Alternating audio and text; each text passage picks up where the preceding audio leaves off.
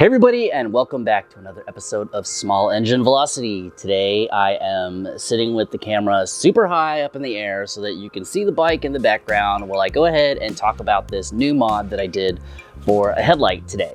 If you've been watching the channel, you probably know at some point in time I switched to a monopod that I had built for the bike, and the monopod was great at first. I loved it very much. It looked great, but after a while it got a little bit cumbersome and it didn't spread far enough and it didn't shoot far enough ahead of me to make it of any use whenever I rode the bike.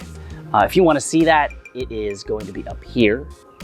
I went ahead and started searching on the internet to see if I could find a different solution. Well, I wanted to go back to a stock 2 headlight setup like I had before, but everywhere I looked, even used, the headlight assembly was somewhere around, what, $200, $250, and then I looked on Partzilla and it was even more expensive on Partzilla. So my brother, he has a light bar on his bike, so I thought, I haven't tried a light bar yet, so let's go ahead and see what a light bar would look like on the front. So I started doing searching, and after a little while I got a bit frustrated because I couldn't find anything that gave me any little bit of specs as far as how the light shot out of it. Because if anyone knows light bars, they spread, but they don't shoot out very far. After a while, I saw something interesting on Steady Garage's website. It was this little headlight that stuck out of the battery box, which is interesting, right? They had 2 versions of this. There was a regular and then there was a pro. The regular was somewhere above 1,000 lumens, maybe I think it was like 1,200 lumens. And then the pro version was over 2,000 lumens. I decided to go ahead, add it to the cart, purchase it, and had it delivered to my house to go ahead and have it installed by me, of course. What I liked most about it is it's small, of course, which you could probably kind of see it from right here, but I didn't like the install process.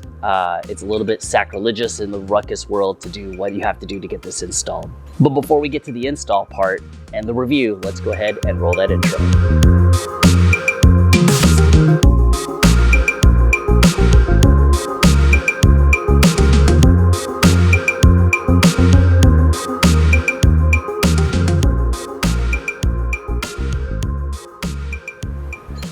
Please excuse the lighting. I didn't do a good job on the lighting on the unboxing part, but it did come in a white box. I believe it came FedEx, so it was pretty quick.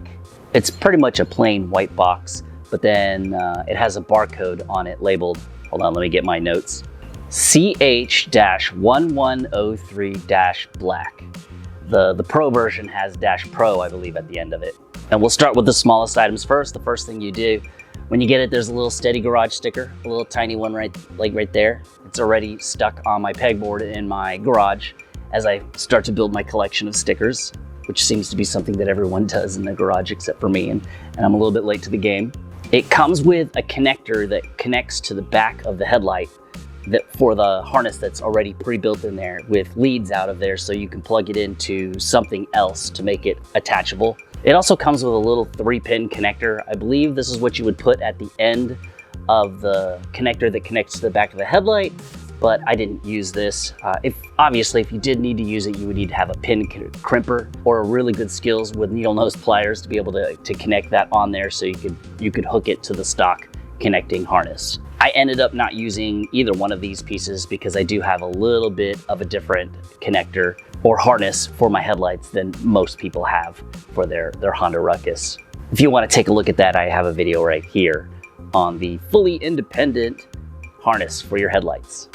And then of course it comes with a lifetime warranty, which is cool because a lot of these cheaper ones that you find on the internet, they don't have any kind of warranty. So if they happen to burn out or stop working or short out, some kind of resistor or something inside breaks for the LEDs, you're just out of luck, have to buy a new light bar. This one has a lifetime warranty that you can register in your name. Now, what it covers, I'm not sure, but I'm pretty sure if it just stops working and it has nothing to do with what you did, then you can get it replaced. And then you get the main part. Now, as you can tell, I already opened the box and I already started trying to fit things on to see how it would look, but it comes with 2 brackets. When you're facing the light, there's a right bracket or stage right and a left bracket. The first bracket connects to the bolts that holds on the cage onto your front frame, and then the left side connects to where the horn is, which you'll see in the installation process later on. What I really liked about this setup on this headlight is 2 things. there's two different bulbs when you look at the inside of it or the front of it. There's one with a LED light that shows through it that gives you spread, and then there's one without all the little wavy things in front of it that gives you that 30-degree shoot it out ahead of you so you can not outrun your headlights at night.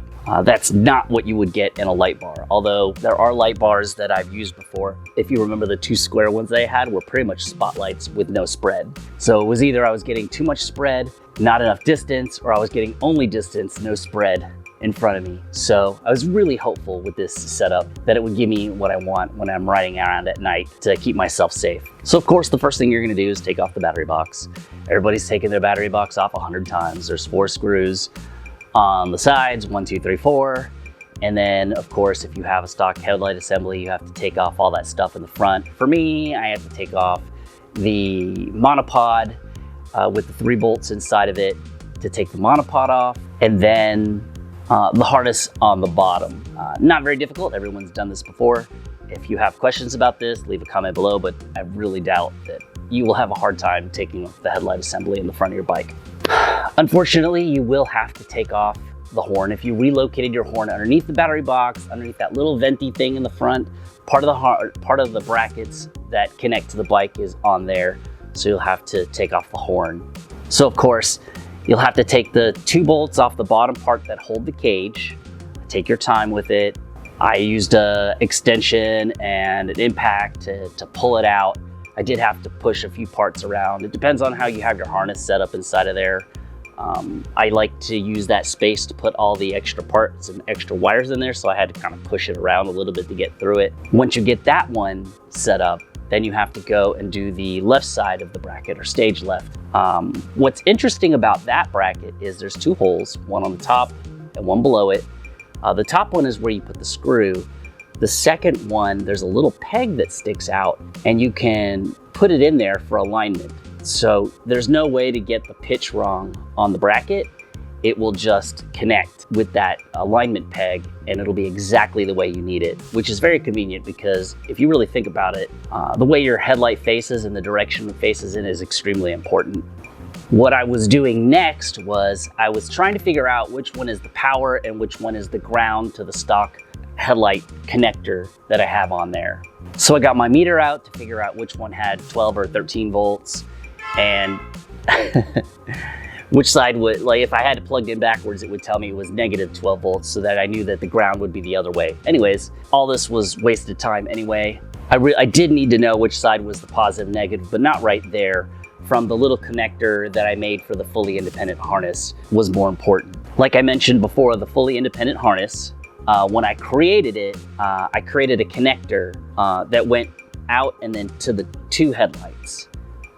Instead of using something off of the other piece, off the double headlight, I just fully disconnected that piece, and I went to the LED headlight and I crimped off the end of the LED headlight, the stock connector, stripped it, and I put a 2-pin connector in there that would connect to my independent harness. That's less cord under the battery box, which everybody knows too much wire under the battery box is terrible. Makes it hard for fitment and everything. And what's great about this is that if I decide to go back to a double headlight, I can take off the double connector, which I should have a video of it here. I can disconnect the single headlight and put the double headlight connector back on, or I can go backwards the other way if I wanted to. So, you know, I got options here, and all I have to do is just make sure I don't lose that double headlight connector. So this is the part that's gonna make people cringe. Cutting up your battery box is usually considered a defilement in many, many different Ruckus cultures, like Honda Ruckus, Honda Ruckus 2.0, Canada Ruckus Canada, Quebec Ruckus, all these Filipino Ruckuses, all these different Ruckus groups. You'll never see anyone cut up a battery box. As a matter of fact, we've poked fun at people in the past who've cut up their battery box, but for this particular headlight, it is absolutely necessary. So what I did was I took the headlight and centered it as best I can. I had to do this several times with a marker to trace out where the headlight needed to go. Be very sure that's where you want it to be, because there's no going backwards once you start cutting, unless you want to buy another front battery box cover. I used a cutting wheel, cut it around in a rough shape on the inside. I didn't attempt to try to cut the rounded corners with there. I just squared it off and later on made slots in there to cut it out, kind of like what you do with woodwork. Did that for a little bit till I got it clean enough, and then I had a rounded edge file and a flat edge file, and I cleaned it up as best I could. I rounded it as well as I could. It looks good. It doesn't look bad. I'll do better later to clean it up some more. This is just for fitment right now. I'm just gonna leave it like this for a little while, and then if I decide that this looks awesome and that's the way I'm gonna stay forever, then I'll go ahead and take the front box off and then clean it up some more, make it nice and even, which it's already even. Don't get me wrong, it's already even. And just, you know, perfection even. Of course, like I said before, mounting the bracket, you'll have to use the two off the bat of the cage mount on the frame. Be careful, take your time with it. Don't short anything out by sticking tools in there. And then the part for the horn with the alignment pin that I had mentioned before that you put on there. Tighten those down, put the bracket on, put the headlight on. You don't have to face it much yet. Don't make it super tight, but do your best to make it level, but don't worry about it. You can adjust it later on. I did have a little bit of alignment issues, but that was more because when I was putting the front battery backs on, it's more because of the wires behind it than it was the actual light. And then after you're done and you get it fitted all in there and it's all nice and neat, put the 3 bolts on the front. Of course, after you're done with that, the rest of it is just putting the battery box back together. The other side, the side that faces you, mine of course is the orange one with the cool Season 1 logo that I got made by Moto Man Tooth before the 2nd generation version.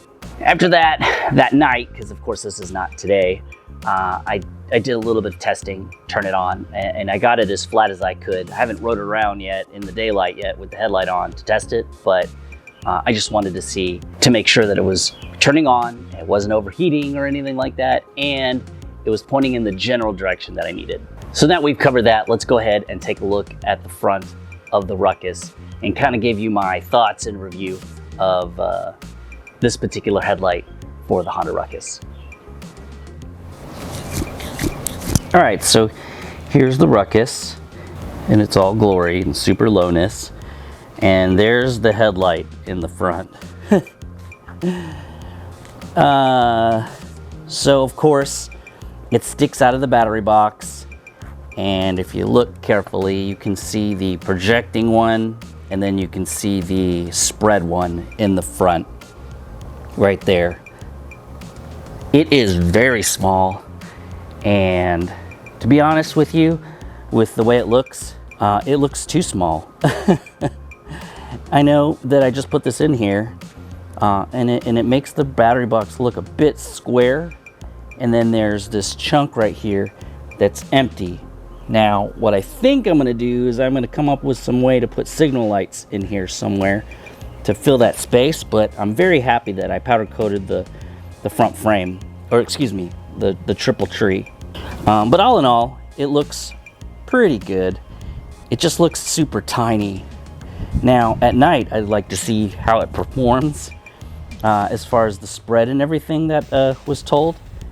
But I think now, with the way this is set up, now that all this space is clear out here, I might be able to put low down forks in there, but being this low, do I really want to put low down forks on there? So what do you think, guys?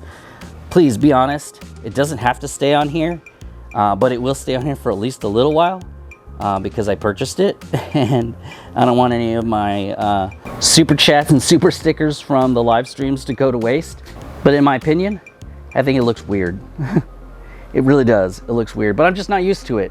Ever since I've installed it, I am about 7% more liking it. But I think what really will impress me is if this performs at night, because that's really the important part for me. All right, well, there you have it. So expect a follow-up video in this. If it's already been released, it should be here. If it's not, then nothing will be right here.